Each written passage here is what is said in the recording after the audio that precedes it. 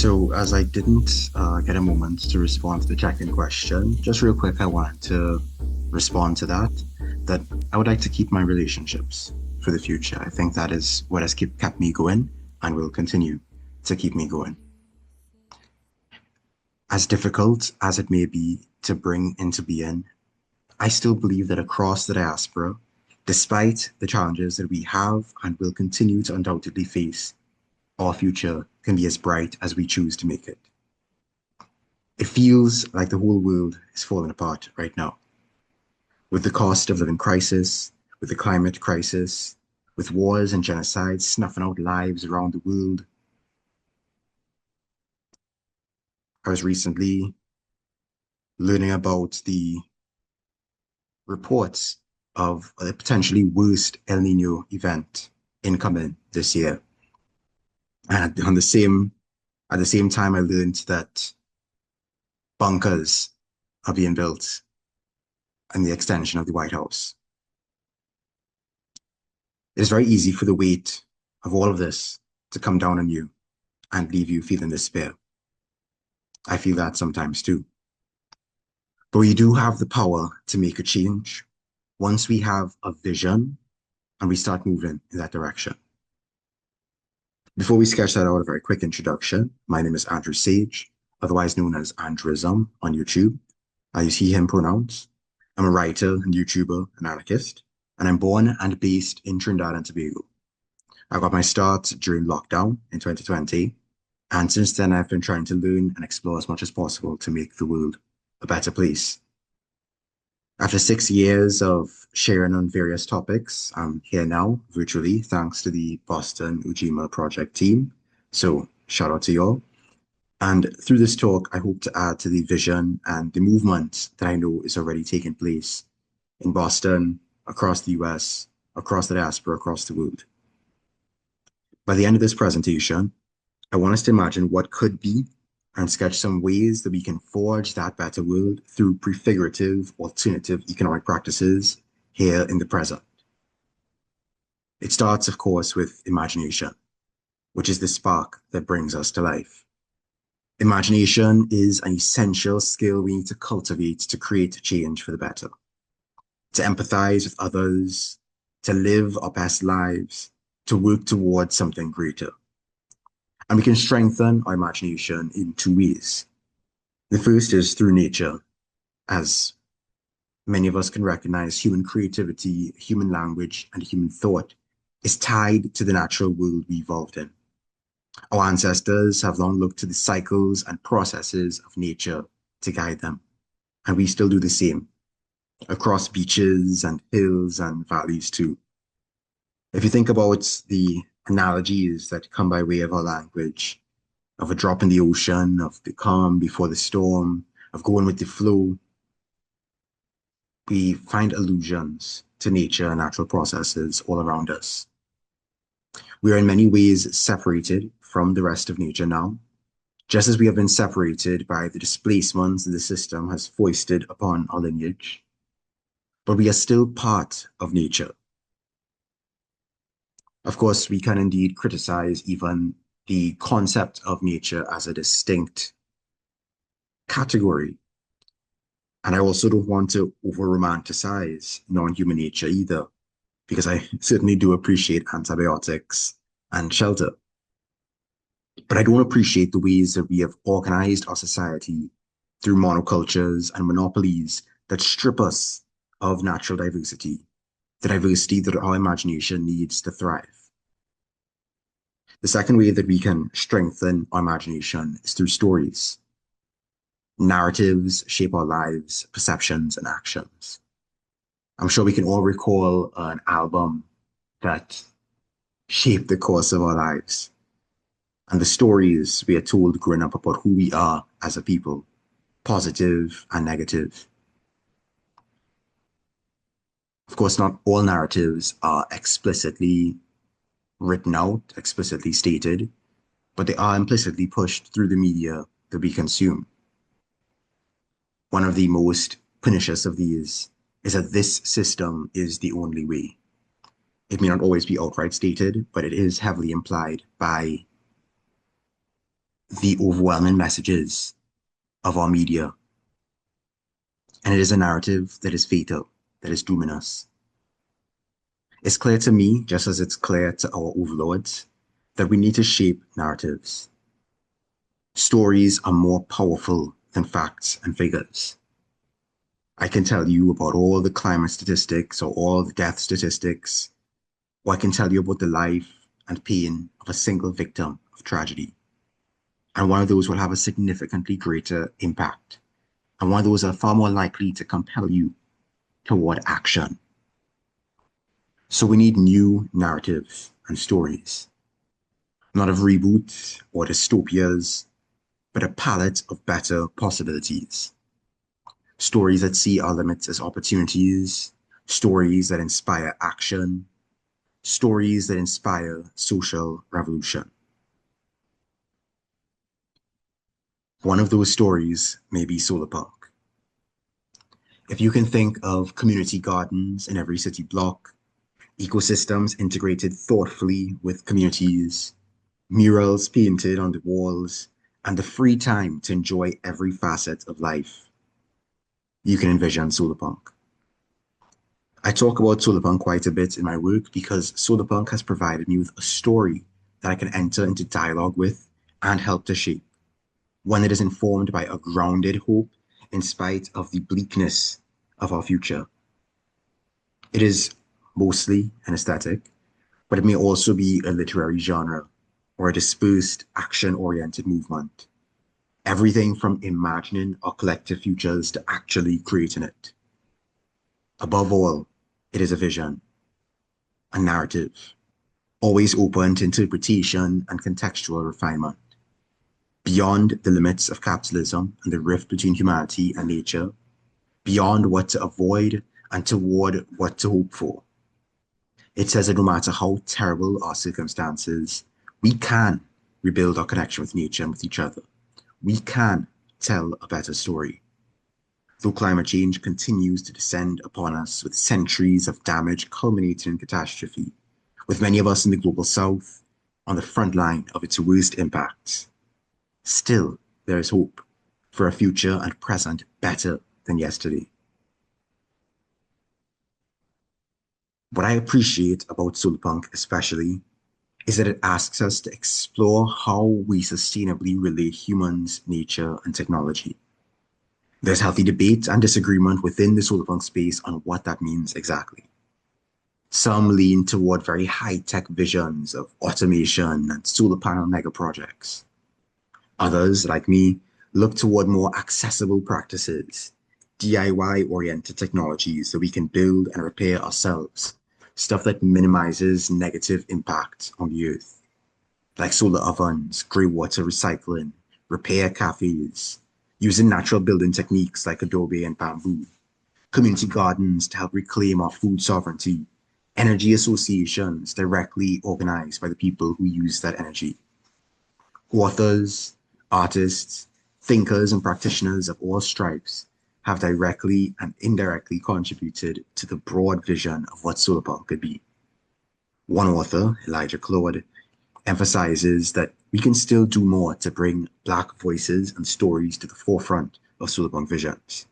You can check out his article on Substack. But he points to examples of solarpunk-esque practices already taking place among us.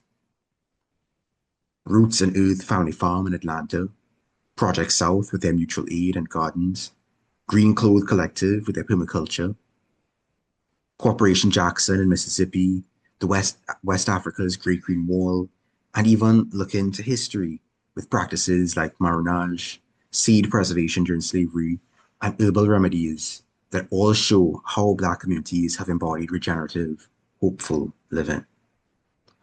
We have been solar punk before solar and punk ever came together. But you know, whether you're inspired by solarpunk or not, I hope that you can see that it's vital that we have the imagination to recognize that what is not all that could ever be. Not to embrace a blind hope, but to ground our hope in what is within our power to change. That we take a story and put it into action, into social revolution, shaped by local conditions and individual needs, inclusive of a wide range of people, experiences, and backgrounds. So I've been using this term social revolution. And often when people hear that and hear the concept of revolution, it's very quick. It can be, you can very quickly envision the sort of media imagery of people storming palaces with guillotines. But when I say social revolution, I mean an ongoing and intentional transformation of our society, economy, culture, philosophy, technology, and relationships, changing how we live, educate, work, everything. And everybody, whether they be activists or artists or workers or students, young or old, everybody has a role to play. The social revolution I want to contribute to is a distinctly anarchist revolution, which is not a burn everything down in an instant sort of revolution, but about asking how we organize society without domination, without rulers or ruled, exploiters or exploited, without landlords, capitalists, politicians, dictators, patriarchs, or petty authoritarians of any kind. That is the meaning of anarchy. Anarchy is where freedom and solidarity form the basis of our society. Right now, we're trained into dependence. We're isolated, competing to survive and access basic necessities, unable to unlock our full potential, accustomed to looking to authorities for solutions to problems we can solve without them. We've gotten rusty in our practice of freedom and solidarity. In a hierarchical society, our dependence on each other compels us to cooperate according to the limits of hierarchical systems. But in the practice of anarchy, our dependence on each other is instead guided by complementarity, meaning that we are all approached and appreciated as unique equals, cooperating on that basis. So through social revolution, we can reclaim our natural initiative, capacity for egalitarian collaboration, and responsibility for ourselves and each other in every facet of life. Anarchist social revolution is the long process by which we strive toward a better world. It requires actions that oppose the current state of affairs and actions that propose new ways of thinking, living, and interacting. Now, for this session, I'm focused on the stuff that we do to propose another way. Prefiguration refers to revolutionary practices intended to propose alternative ways of thinking and doing. I like to think of it as carrying on the Maroon tradition.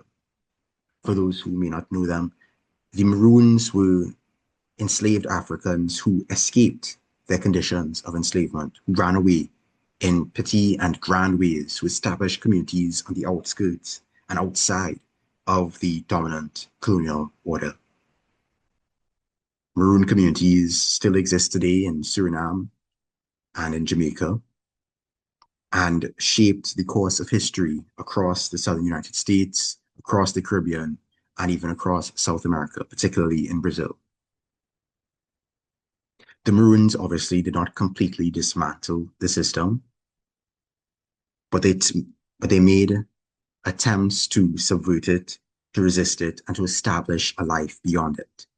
And when you think about proposing and the proposed side of the social revolution, I want you to think about how we are carrying on that tradition, what things we can do to carry on that legacy, to do the same. For example, we may look to radical media and theory sharing to build and raise consciousness among our people. We may look to mutual aid and survival programs to establish the basic means of subsistence and to build relationships among ourselves. We may look to free schools to carry on the project of lifelong learning beyond the traditional four walls of the education system. We may look to affinity groups and spaces of encounter, which you can learn about on my channel. Spaces of encounter being the sites where we can gather and share and group together on the basis of our needs and interests and collaborate and engage in productive conflict to cooperate and to coordinate the projects that we are pursuing. We can look to engage in conflict mediation in establishing those practices of dealing with harm of dealing with conflict between people. We can look to establishing co-housing units and community land trusts, which, while not radical in and of themselves, can establish a sure footing and a level of security that can secure our efforts that may be more confrontational or more risky. And of course, as the focus of this particular part of the segment, we can pursue alternative economic projects, all emergent from that anarchic basis of freedom and solidarity. Most of us already know that the economy is not built around human need. It's built around profit. So the question becomes, what kinds of economic relationships can help us survive and cooperate differently? Some of these practices already exist in fragments all around us. Others we'll need to experiment with and grow. But all of them point toward greater freedom and solidarity. Three come to mind: mutual credit, rotating savings, and library economies. Our survival has become dependent on money that exists outside of our control. While I'm not someone who believes money should continue to mediate all of our interactions, mutual credits can be a way for us to facilitate the exchange of skills and resources without depending on the money issued by banks and states. The currencies of the future don't need to come from above. Mutual credit is a community-controlled system designed to facilitate circulation rather than hoarding by participants collectively creating credit at the moment of exchange. So unlike capitalist money, mutual credit is not meant to generate profit or interest or be used to accumulate wealth. It treats money as a social tool, a shared story, a shared accounting system based on trust that helps communities coordinate their labor, resources, and needs. So mutual credit may be facilitated through technology, like some sort of open ledger system, or through word of mouth. But ultimately, it is based on trust and reputation and reciprocity sustaining the system. How it works is that everyone in the network begins at a balance of zero. When one person receives goods or services from another, their balance would go negative, while the provider's balance would go positive. No physical cash needed to exist beforehand, and the credit was created within the exchange itself. Participants can then go ahead and spend their positive credit elsewhere in the network. For example, a baker may receive repairs from a mechanic. In their exchange, the baker's account balance may go down by 10 of whatever you want to call that mutual credit, and the mechanic's balance will go into the positive by 10. And the mechanic can later use that credit with a farmer or a tailor or a teacher or someone else within that network. And so mutual credit is a way of building local economic autonomy, reducing dependence on the currencies of authoritarian systems, strengthening relationships between workers, neighbors, and cooperatives, keeping wealth circulating within communities instead of being extracted, facilitating exchange even when conventional money is scarce, communicating real costs and priorities without capitalist profit distortion. Mutual credit, I believe, can help create parallel economies rooted in solidarity. And if you're interested in learning more about it, I have some videos. I have a video and some resources on my channel. Collective funding traditions are next on my list. Across the diaspora, they have been called Susu or Padna or Hagbad or simply rotating saving circles. Different communities have different names for them. But these are systems where communities pool money together for mutual support. Across the diaspora, many of our communities practiced this method to survive outside of hostile financial systems. Rather than having to depend on banks or predatory lenders, our people have collectively supported each other through trust-based financial cooperation. How it works is that a group will agree to contribute a fixed amount regularly, be it weekly, bi-weekly, or monthly, and after each cycle, one member receives the pooled sum. The process then continues until every participant has received a payout. For example, you might have 10 people contributing $100 monthly. And if the cycle is a month long, then each month, one participant will receive that lump sum of $1,000. After 10 months, everyone has had their turn, and the cycle may end or the cycle may repeat. And so saving circles help with poorer people accessing larger sums of money without getting involved with banks and loans. It can help with funding emergencies, education, migration efforts, housing repairs, tools, or small businesses. It can build mutual trust and long-term social bonds. It may create financial resilience in communities that have long been excluded from formal finance, and it preserves traditions of reciprocity and collective responsibility. Finally, imagine if access mattered more than ownership. Imagine if instead of every household buying tools, appliances, vehicles, and equipment separately, communities shared them through common libraries of things. A library economy is a collectively organized system of sharing resources for people to access and use. How it works is that communities collectively maintain various libraries of things, of tools, furniture, appliances, vehicles, clothing, electronics, media, even spaces, housing, or workshops. Like imagine a library of art studios, or kitchens, or apartments. And so people are able to borrow, reserve, share, repair, and return resources according to collectively developed norms. Different items might operate differently. Some may be for short-term loans, some are shared rotationally, some are occupied long-term, like homes or studios, and some may be consumed directly, like flowers in a commonly held meadow. Demand, of course, can also help to communicate economic information within these systems. A library of things may implement wait lists or a reservation system or accumulate usage data to reveal what communities need more of.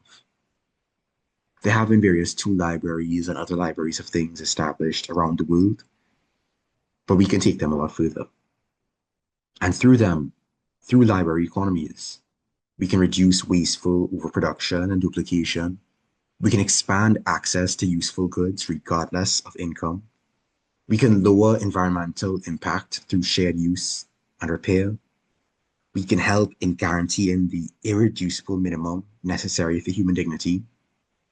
We can save money and we can transform abundance from private ownership to collective access so that all can enjoy abundance without having to consume more and more from the capitalist economy.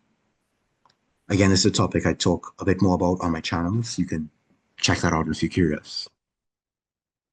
So these are the proposals: mutual credit, rotating savings, and library economies. These are practices that help us to build certain skills and build certain relationships and establish certain projects and pursue different stories. A story of another way of life. So like I said in the beginning, I want us to imagine what could be. I want us to recognize the social revolution that could take us there. And I want us to understand the ways that we can forge that better world. I hope that my words have in some way inspired you so that you can join the efforts or continue to take part in the efforts in building that better future, as bright as we choose to make it. As I always like to end off, all power to all the people. Thank you for your time.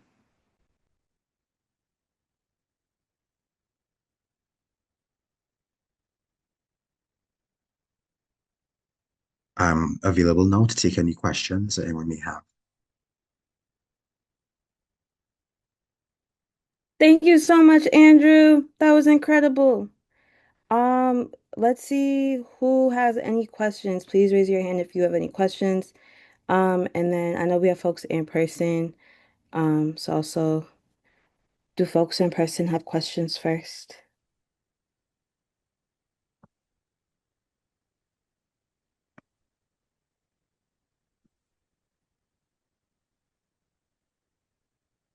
Gio's got a question. Hey Andrew, my name is Gio. You heard my intro earlier. I'm with Ujima. My question is about the social revolution earlier. You were taking us through there. I had briefly stepped in and out of some food, so my question may have been answered earlier, but it still is. Who do you draw inspiration from for social revolution? Just plain as that. It could be people, it could be orgs, movements,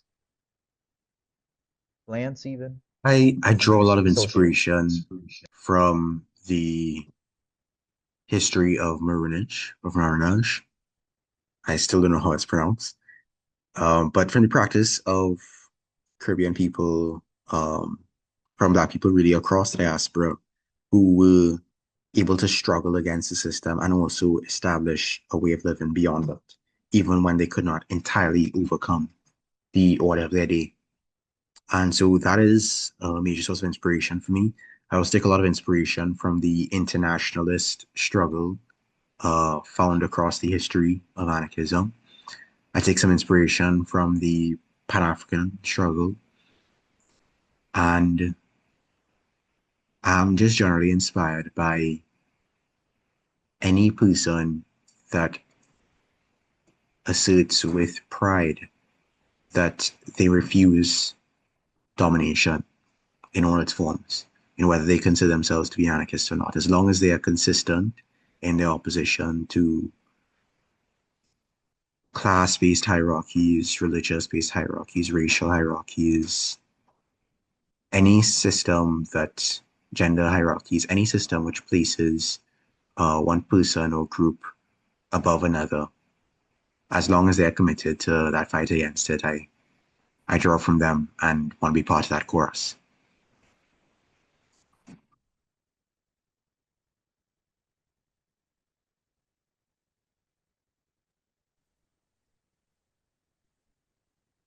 Rudy, I see you unmuted. Did you have a question? Yeah, I do. Hi. Thanks so much for sharing these ideas and thoughts. I'm working with a group that is just in the first process of starting up a Susu and community fund. And it is many of us don't have a lot of resource, and it's Mm-hmm. difficult to get folks to get get involved and participate in the planning when they're like, but if we put it all together, we've got like $200 collectively. Why are we doing this? And I'm trying to come up with like acknowledging what's real, but also encouraging more folks to come. Do you have any words of advice working among communities where, we ain't got a lot but the effort is coming together and just getting more people involved or helping to explain it to them. Yeah, well, I would say a couple of things. For one, um, for one, big up you on that effort. It takes a lot of work, I know. So definitely keep at it.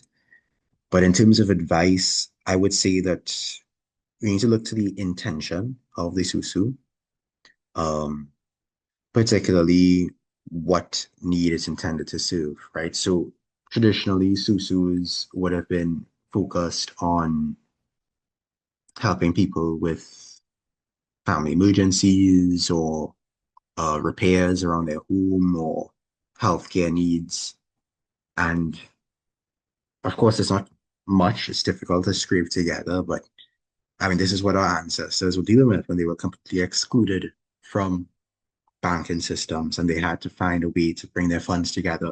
What little they had, what little they were able to hustle and grind for and work for, they brought it together because they recognized that they were in a similar position, in a similar boat, and they had an element of solidarity that went beyond how they could fulfill solely their own personal wants. Of course, there was a self-interest element in it because everybody was supposed to eventually get a payout, but there's that solidarity element of it. And so if people are coming into it, I think it's important that they come into it having that sense of, this is bigger than me.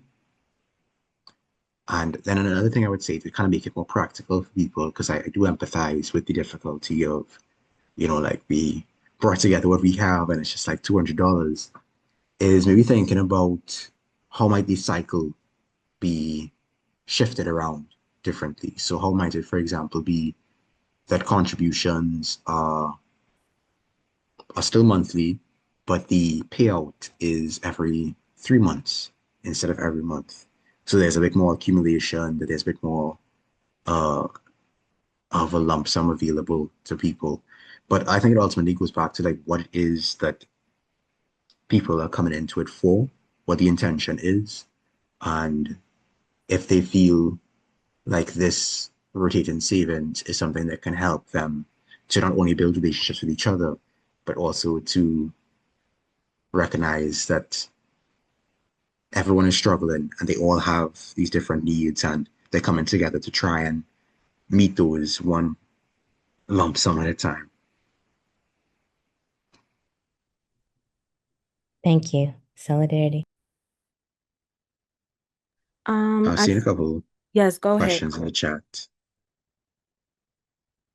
Um, so I want to get to those. I see Tristan also has raised his hand, but I just want to get to uh, Mary's question. What is the difference for you between Solarpunk futures and specifically Afro Solarpunk futures? Is there a reason why we had to consider Afro Solarpunk futures as Black people? Yeah, so for me, I would say that the Afro and Afro Solarpunk is about considering how we draw upon our specific cultural practices across diaspora and how we meet our specific um, cultural needs within diaspora through solarpunk practice. So, for example, earlier I would have mentioned the use of more sustainable materials in our construction. And so for me, an Afro solarpunk would look specifically at the building practices of the regions our ancestors came from, of that tropical belt, and consider how we might adapt to those practices in our solarpunk community building, or how we might look to specific storytelling techniques, uh, maybe through song and dance, how we might use those to communicate solarpunk stories and stories of hope and resilience.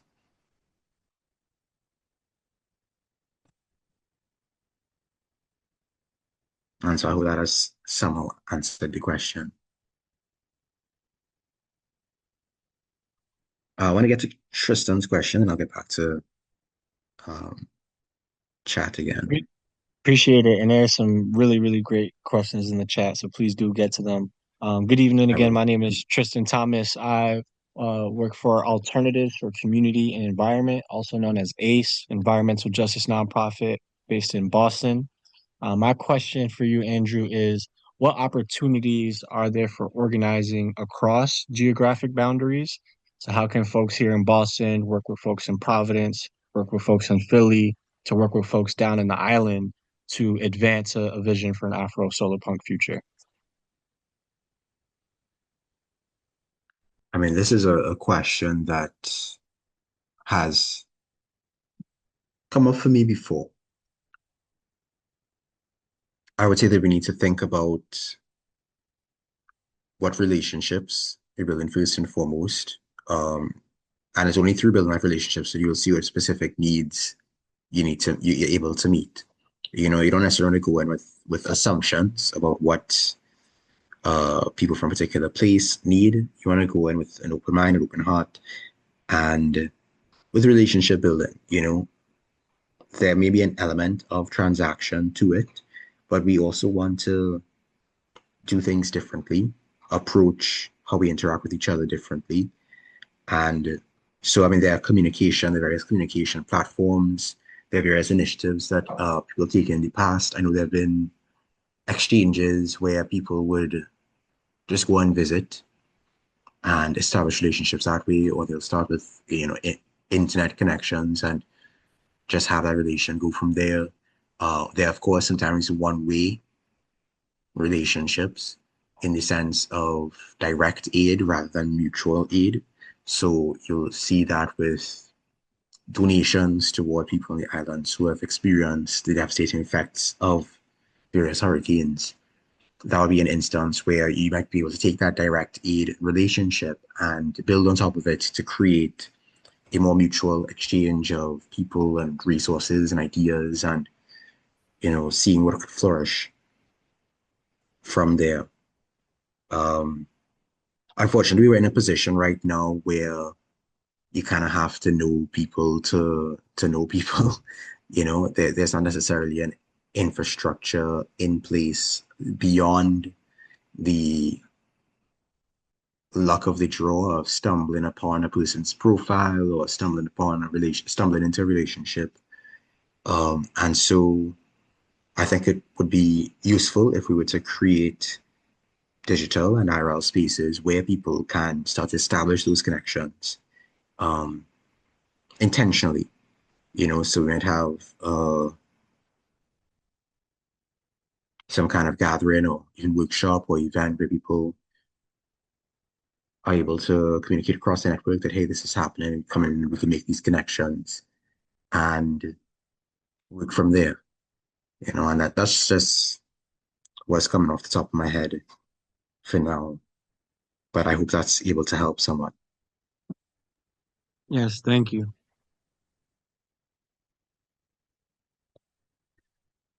Kermit O, shout out to Kermit. We've actually had conversations before. Um, Here in Philly, there are many stories we take for granted about our neighbors, our city at large, about it is what it is, and I gotta get this money. It's extremely difficult to get people to do anything outside of what they're already doing, even planting a single tree. How do you think we encourage people to even try these big alternative ideas, especially if they haven't been primed for it or they haven't hit the absolute bottom, making alternatives mandatory? Well, I think you don't start with the big alternative ideas. You start with the small alternative ideas. You start with thinking about what it is that people need or want. I mean, most people want similar things, but how they fulfill those needs and wants can look very different depending on their upbringing and their preferences and their resources and their geographical location and so on. But a lot of people are yearning for community, they're yearning for connection. So you can start there with something as simple as an event. It doesn't have to be a super serious, sit down, we're going to read through all this theory event. It can be hey, let's just get together and shoot the breeze. And in shooting the breeze, certain issues may come up that can be a bridge toward talking about broaching small alternative ideas. Like maybe somebody's complaining about, and this is just a random example, maybe somebody's complaining about, oh, their car broke down, they don't have a way of paying for it, paying to repair it. You might be able to say, well, why don't we have a group chat, whether it be a neighborhood group chat or just a group chat in general, where people who need a ride can just give a shout. And if anyone is available, they can get that ride. Or maybe you might have a little garden of your own already going on, and someone's talking about how they can't really afford to buy vegetables right now, or they can't afford to get to things, and then you maybe establish an exchange where they can provide a skill or a resource that they have, and you could do the same for them. And in doing so, you get to know the people better, you get to know their needs, you get them practicing those smaller alternative ideas, which can potentially create the room for practicing and getting used to those bigger alternative ideas. I don't think you have to wait for somebody to hit rock bottom. I think you just need to think about what it is that meets their particular interests and can help alleviate whatever issue it is they're dealing with.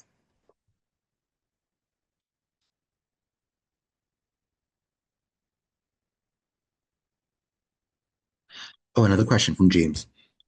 Ujima has invested in worker-owned cooperatives, restaurants, a bakery, a co-op grocery, a production company, and a historic Black-owned newspaper. From a Solarpunk lens, oh wow, congratulations, by the way, that's a big network. From a Solarpunk lens, what sectors of community economic life are most urgent to reclaim from extractive capitalism? As Kermit says in replies, all of them. I agree. I think you could just really go back to people's basic needs. People need housing, people need food, people need healthcare, people need water, people need energy. And so you can, with this existing network and these existing resources, you can look into how do we maybe start to extricate ourselves from the electric grid or through renewable energy, or how do we, with these restaurants and groceries, establish connections with cooperative farms and with cooperative gardens so that we don't have to purchase from, these traditional suppliers. Or maybe you can look into, okay, with these resources, we have these connections. How do we, I know you have to deal with things like zoning laws and stuff like that, but how can we potentially build mixed use spaces so there's housing accommodation so that we can start to have spaces for people to not have to worry about rent and just paying a landlord. And they can start to breathe a little bit and think about what they can do and what they can practice differently. Um, there's this novel, it's called Walk Away by Cory Doctorow. And it is fiction, so obviously I'm not saying to treat it as the height of theory, but it does explore people starting to just, as the title suggests, to walk away from the increasingly corporatized and surveillance heavy world. People looking into living on the fringes of establishing their own food and their own energy and their own housing, all these different things. And it provides, I think, or it can provide a base upon which, we could launch more direct and daring actions. I think part of what makes it so difficult to confront, drastically confront the systems that are literally destroying our planet and destroying our lives is that we depend on those systems. Our work contributes to those systems. We need those systems to put food on the table and to put a roof over our head. And so if we don't need those systems anymore, if a couple of people can start to remove themselves from that system of having to work within that system to put a roof over their head and to put food on the table, and then they could put that work and that efforts towards expanding those ruptures, to expanding those seeds of and spaces of difference, then I think it becomes easier to make the bolder and riskier attempts at confrontation. Oh, I see someone already. I'm scrolling now, I'm seeing Naomi already responded with some of the concepts I was talking about. Let me see any other questions. Okay, I'm not seeing any other questions in the chat. But if anyone else has any questions, either for chat or to just speak up and ask, feel free.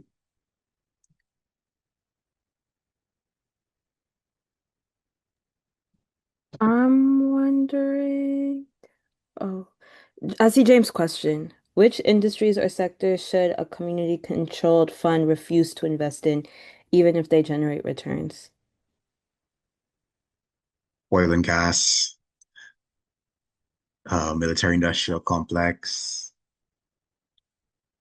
I mean that every industry and sector is in some way implicated. I mean, that's the nature of a globalized world, right? Every industry, every sector, every country is in some way implicated in the exploitation of people and planet, right? But we don't have to be, and I understand the irony of me saying this as an anarchist, but we don't have to be extremists about this, right? There are layers of complicity. I think that there are definitely layers and lines in the sand that we should draw. And to me, oil and gas and the military industrial complex are pretty straightforwardly a threat and something that we could pretty easily refuse to invest in, even if they generate returns. Um, as Kermit shouts out, like, yeah, every Israeli company, um, Honestly, I would go further and say every American company, but I know y'all are literally in America, so that may be difficult to accomplish. Okay, do you see time banking as a mutual credit system, or do you see it as something different? So I see it as something different because mutual credit doesn't need to be backed by time. In fact, it's kind of a common misconception that mutual credit is like, at least as mutual credit as was proposed by the original anarchists like Pedro Proudhon and Josiah Warren. If I remember correctly, well, Josiah Warren had his time banks, but Pedro Proudhon was not seeking to establish like labor time notes with the mutual credit system.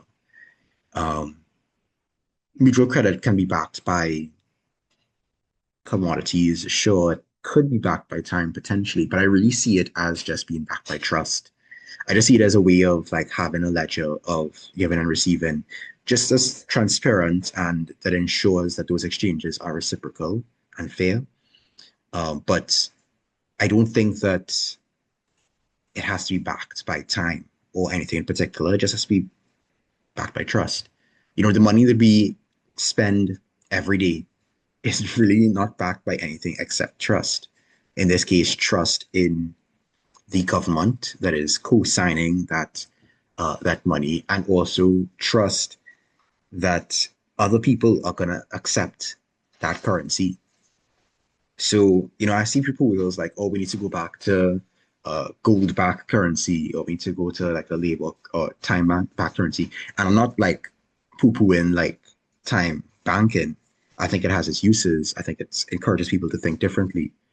But I do think that we should embrace the fact that money is ultimately a story. We tell that story about gold. We tell that story about silver. These are just metals that we ascribe value to, that we ascribe that story of value to.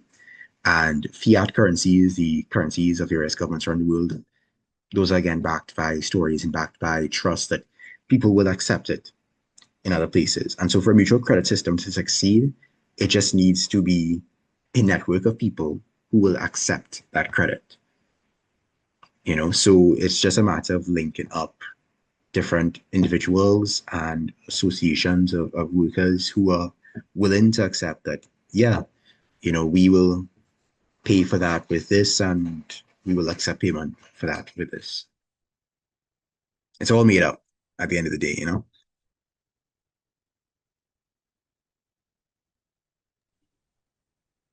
Thank you so much, Andrew.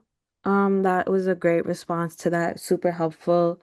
I also want to be mindful that we are at 7:17. And so, if y'all have any more questions, put them in the chat. But we are going to close out. Let's give a round of applause if you can come off mute and say thank you to Andrew. Thank you. Much, Thank you, Andrew. Andrew. Appreciate that. And Big thank up you all. yourself. Big up. I Thank just real quick want to answer this question. Yes, please. Do you see the centrality of trust as calling for moving more slowly in some circumstances, moving at the speed of trust? Absolutely. I think one of the things that distinguishes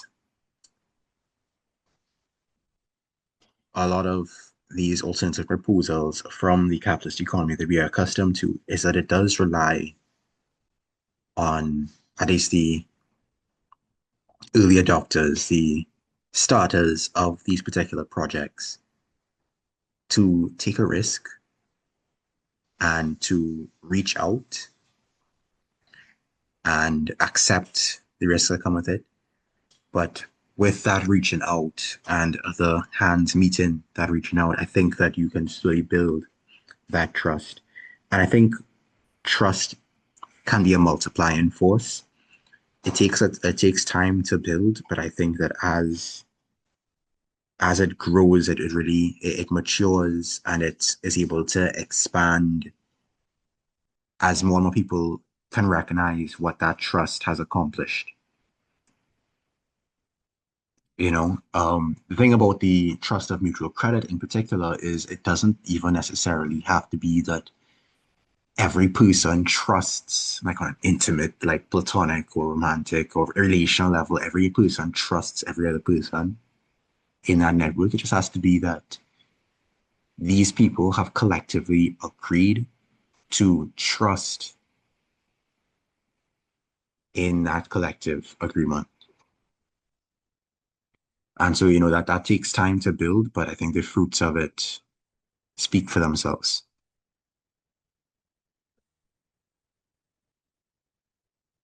And I also would say, at least as it relates to the Susus and the library economies, that these may ask for even greater levels of trust, and that we should have the patience to work through the hiccups and establish those connections fully.